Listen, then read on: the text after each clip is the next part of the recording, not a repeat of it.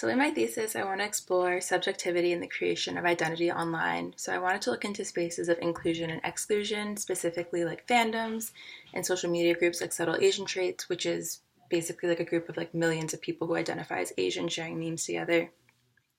So both groups that are created around the possession of a shared interest or identity.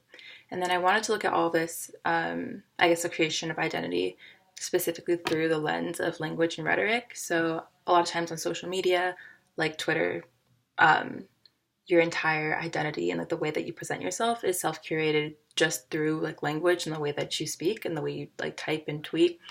So I wanted to kind of see how, you know, language plays into the ways that we interpret identity and that we create identity online.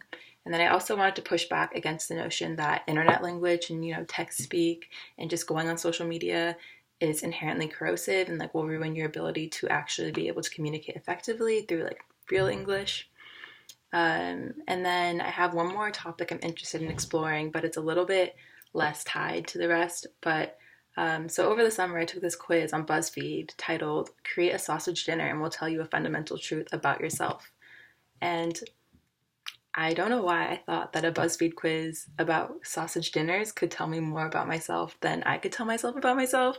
But I kind of felt this like urge to take it. And I think that it's a really common feeling apparently through like most of the people that I've talked to and just kind of the way that we use the internet to like take these quizzes and like look at these potentially random statements and judgments online and take them as truths about ourselves.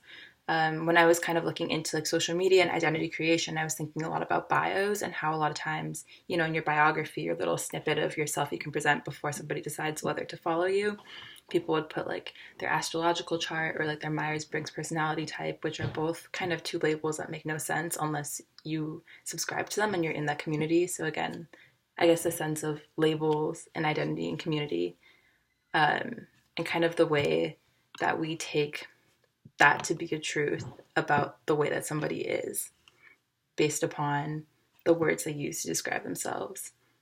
And just like the way that we look to the internet to figure out who we are and in return figure out who we are to put it on the internet.